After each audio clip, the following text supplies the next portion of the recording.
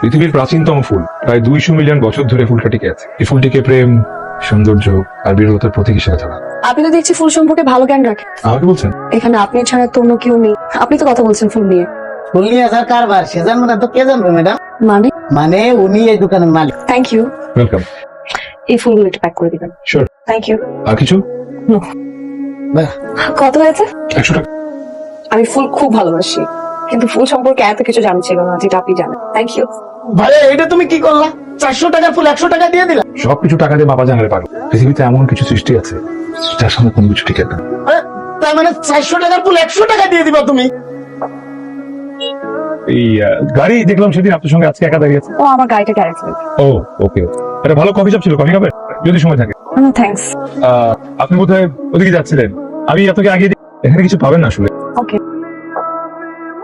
তাহলে বলুন কি খাবে, কি আনা? থ্যাঙ্কস, কিচ্ছু খাবো না। আরে না সেটা অনেক, অ্যাটলিস্ট এক কাপ চা। চা হতে পারে। বিট্টু। ভাই তো আমি তো আমার নামই আপনাকে বলিনি। আমার নাম ও, আপনি কি আশপাশে থাকেন? হ্যাঁ বি ব্লকে।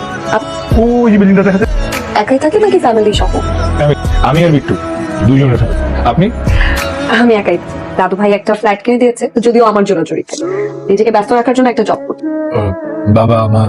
ছোটবেলায় এক অ্যাক্সিডেন্টে বাবা মাকে হারাই। ও সরি। দাদু ভাই আমার। দাদু এখানে থাকে? না, গ্রামে থাকে। মাসে একবার দুবার আসে আমাকে দেখতে আসে।